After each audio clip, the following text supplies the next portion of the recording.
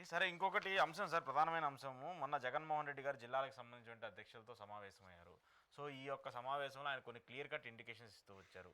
ఇక పార్టీకి, జిల్లాలకి మీరే బాసులు, పార్టీలకు కూడా మీరే బాసులు. రాబోయే రోజుల్లో ఏదైనా జరగవచ్చు, అరెస్టులు అంటారా, మిగతా అంశాలని రారా, అన్నిటికీ సిద్ధంగా ఉండండి అంటూ కూడా ఆయన మాట్లాడుతూ వచ్చారు. అంటే దీన్ని బట్టి, ఇండికేషన్స్ బట్టి చూస్తుంటే ఏమవుతుంది, జగన్మోహన్ రెడ్డి గారు అరెస్టుకు కూడా సిద్ధంగా ఉన్నారా? ఏమైనా అరెస్టులు చేసినా కూడా I'm ready to face it అని ఆ బాధ్యతను తీసుకునేటట్టు ఒక ఇండికేషన్స్ ఇచ్చారా?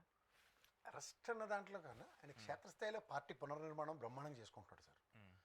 ఇప్పుడు గత ప్రభుత్వంలో చూస్తే గెలిచిన వెంటనే 3 ఏళ్ళ పాటు ఎవడు ట్యాక్స్ రేట్ వేసేసిన ఎవరు లేరు. ఏదైనా ఒక ఇష్యూ పార్టీ అధిష్టానం నుంచి కాల్ ఇచ్చినా ఒక ట్రాక్ సీట్లతో బన్నీలతో 4 సెల్ఫీలు తీసుకోవడం తప్ప మనం ఎప్పుడు ఒక అపోజిషన్ పార్టీ ఇంత ఫ్రంట్ ఎండ్లో లీడ్ చేసింది కనపడలే. బట్ ఇక్కడ ఆద్యంతం స్పాన్ ఆఫ్ నో టైంలోనే విద్యుత్ ఛార్జీల మీద కానీ, రైతుల సమస్యల మీద కానీ, మిర్చి యార్డ్ రైతులు కానీ, లా అండ్ ఆర్డర్లో ఢిల్లీ వేదికగా కానీ they have been continuously bombarding against government. Pressure పెడుతూనే ఉన్నారు.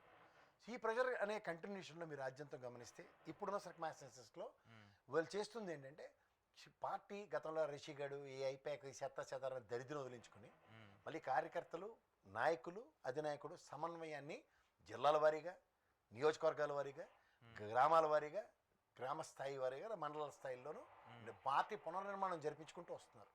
అప్పుడు ఏమవుతుందంటే, ఇప్పుడు ఆర్ట్ సర్కమ్స్టాన్సెస్ని ఫేస్ చేయాలంటే ఆబ్వియస్లీ ఈ ప్రభుత్వం ఒక రెడ్ బుక్ రాజ్యాంగంలో ఏదో చిన్న శతక పెద్దానికి ఇబ్బందులు పెడుతున్నాడు. ఇప్పుడు అధినాయకుడుగా నన్ను జైల్లో పెట్టినా నేను భయం పడను. Don't worry about it, it's a matter of fact. ఎందుకంటే ఇప్పుడున్న సర్కమ్స్టాన్సెస్లో జగన్మోహన్ రెడ్డిని అరెస్ట్ చేసిన జీవిత ఖైదీలు ఇవ్వరు కదా, పాత కేసులకే దిక్కు దివ్వడం లేదు ఇప్పటికి. అందులో ఈ ఓన్లీ ఫస్ట్ చేస్తున్న పని ఏంటంటే, ఒక అభాండం మోపి ఈ తపేలా ఛానల్ త్రూగా ఓదరగొట్టి దాంట్లోంచి ప్రజలు నమ్మేలా నానాపులి కథ రచించారు. నానాపులి కథకి ప్రతి దగ్గర వెలిడిటీ, ఎక్స్పైరిటీ కనబడుతున్నాయి. లెక్కర్ స్కామ్ అని గోలెట్టారు, ఈ కాదంబరి నత్వాన్ని తెచ్చారు మన నెత్తికి. ఇటు పడితే పెన్నాలను కాలక్షేపం చేస్తారు. అంటే గౌరవ న్యాయస్థానం పరిగణలో తీసుకునే అంశాలు వేరేగా ఉంటాయి కదా. ఆ పరిగణలో తీసుకునే అంశాల దగ్గర ప్రతి దగ్గర డొల్లతనం బయటపడుతుంది. సో వ్యవస్థతో మేనేజ్మెంట్ షో వెసెస్ వ్యవస్థ నిలబడితే ఎలా ఉంటుందో ప్రతి నిమిషం తెలుస్తూనే ఉంది. అసెంబ్లీ వేదికలుగా కానీ, గౌరవ న్యాయస్థానాల వేదికగా కానీ ఏం జరుగుతుందో గమనించమనండి. సో దీని సర్కమ్స్టాన్సెస్లో వీళ్ళు ఏం చేస్తున్నారు, ఒక పార్టీ నిర్మాణం మళ్ళీ రీఛార్జ్ అయ్యి రీబౌన్స్ అయ్యి బయటకు వచ్చే దగ్గర దాన్ని పక్కదారి పట్టించడానికి ఏంటి, ఒక జగన్మోహన్ రెడ్డిని అరెస్ట్ చేస్తే ఏమైనా ఆల్టర్నేటివ్ ఉందా? అరెస్ట్ ఏమైనా కొత్త, అతనికి 16 నెలలు జైల్లో పెట్టినప్పుడే పార్టీ పునర్వైభవం సంతరించుకుంది. హైయెస్ట్ 67 సీట్లతో స్ట్రాంగెస్ట్ అపోజిషన్. ఒకసారి రూలింగ్ గవర్నమెంట్ 11 వచ్చినప్పుడు హౌ దే బౌన్స్ బ్యాక్ అన్న దగ్గర, ఈ 23 వచ్చినప్పుడు హౌ తెలుగుదేశం బౌన్స్ బ్యాక్ అనే అంశాన్ని పరిగణలోకి తీసుకోకుండా పార్టీ ఉండదు కదా. అందరూ పవన్ కళ్యాణ్ లాగా ఉండరు కదా, పారాసైట్లో మీ వల్ల నేను, నా వల్ల మీరు, మేము ఎలాగో బతకడానికి నాకు ఒక ఆధారం చూపించండి అనుకునే మనస్తత్వం అందరికీ ఉండదు కదా. ఇండివిజువల్గా 40% ఓటు బ్యాంక్ ఉన్న 2 పార్టీలు హౌ దే బౌన్స్ బ్యాక్ అన్నది చూడండి. I'm talking about Telugu Desam as well as YSRCP also. Original 40% enhance చేసుకోవడానికి అన్ని అస్త్రాలని సంధించుకోగలిగింది తెలుగుదేశం, ఇంక్లూడింగ్ జనసేన. బయట ఉంటే మీకు 6-5% తప్ప దిక్కుదేమో లేదు. ఇటు తగలడండి నన్ను పిలవడం. 0.83% అంటే మీరు కేంద్ర ప్రభుత్వంలో మీరు మా నెత్తికెత్తుకున్న పాపానికి ఏదో అడావుడు చేస్తాడు. ఓ డీజీపీని ఎత్తేస్తాడు, చీఫ్ సెక్రటరీని ఎత్తేస్తాడు, ఆ సహకారాలు ఉంటాయి కాబట్టి ఇటు తగలడండి అన్నదానికి 164 వచ్చి కనబడుతున్నాయి కదా.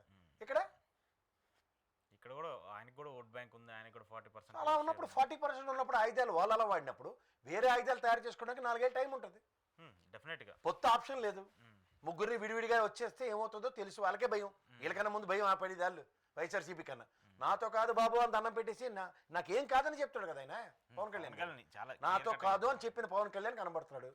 6% ఉన్న పవన్ కళ్యాణ్తో నేటి కాదన్నప్పుడు 0.83%గా డిలీట్ చేస్తారు బీజేపీ వాళ్ళు.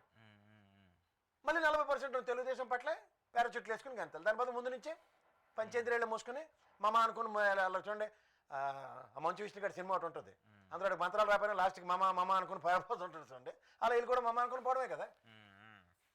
సో ఏదైనా సరే ఆయన ఈసారి గతంలో చేసిన తప్పులు చేయకుండా క్లియర్ కట్ ఇండికేషన్. తప్పులు కాదు, గతంలో ఋషి ఐపాక్ ఆ 2 తేదాన్ని కెబుక్కని కాలుతో తిన్నాడు కాబట్టి ఒక ట్రాన్స్పరెంట్ సిచ్యువేషన్ కళ్ళ ముందు కనబడుతుంది. ఏంటది, కార్యకర్తలు వివక్షకు గురవుతున్నారు, నాయకుడు దిక్కుదివాన్ లేకుండా ఉన్నాడు. వీటిలన్నింటినీ స్ట్రైట్ లైన్ చేస్తే ఆయన పని సులువా కష్టమా?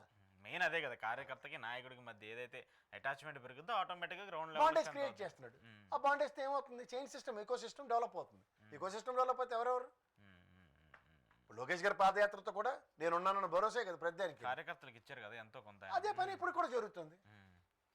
సో ఆ వేలో జగన్మోహన్ రెడ్డి వెళ్తే ఖచ్చితంగా దానికి ఏదో ఒకటి యాడ్ ఆన్స్ అవుతా ఉంటాయి. గ్యారంటీ ఓ 4 అబద్ధాలు చెప్పడం రావాలి వీళ్ళతో పాటు, అది ఒక్కటి వస్తే సరిపోతుంది. రైతు రుణమాఫీ, అంటే కూటమి పెన్షన్ 5,000 ఇస్తానని, అలాంటివన్నీ అబద్ధాలు చెప్పడం వస్తే ఇంకా పని సులువు అవుతుంది. చెప్పిందా ప్రసాద్? మీకు డౌటా? ఎందుకు చంద్రబాబు నాయుడు గారు చాలా క్లియర్ కట్గా మేము అమలు చేస్తామని చెప్తున్నారు కదా. అయినప్పుడు చూద్దాంలేండి. సరే ఇప్పుడంటే ఏడాది పూర్తి అయిపోయింది, ఏడాది పూర్తయిందన్న విషయం ఇంకోసారి అండర్లైన్ చేయండి. పూర్తయింది, ఇంకో 4 years, ఇంకో 3 ఏళ్ళు కలపాలి. నెక్స్ట్ ఎలక్షన్ నోటిఫికేషన్ వస్తే లాస్ట్ 3 months మళ్ళీ వస్తాయి. పసుపు కుంకుమ, నిరుద్యోగ వృత్తి, ఇలాంటివన్నీ మనం గతంలో చూసాం కదా 19 దాకా. సో అదే పునరావృతం అవుతుంది. దానికి మేము అందరూ ప్రిపేర్ అయ్యి ఉన్నాం. సో రాదని చెప్పేసి జనాలకు చెప్పేస్తున్నారు ముందుగానే, మీరు హోప్స్ పెట్టుకోవద్దని. లాస్ట్ 6 months వస్తాయి. లాస్ట్ 6 months టైంలో వీళ్ళు చెప్పినవన్నీ ఎగ్జిక్యూషన్స్కి నోచుకుంటాయి ఆ రోజు. ఎలక్షన్స్ ముందు. సో అప్పటిదాకా ఓపిక పట్టండి మీరు. మొదట్లో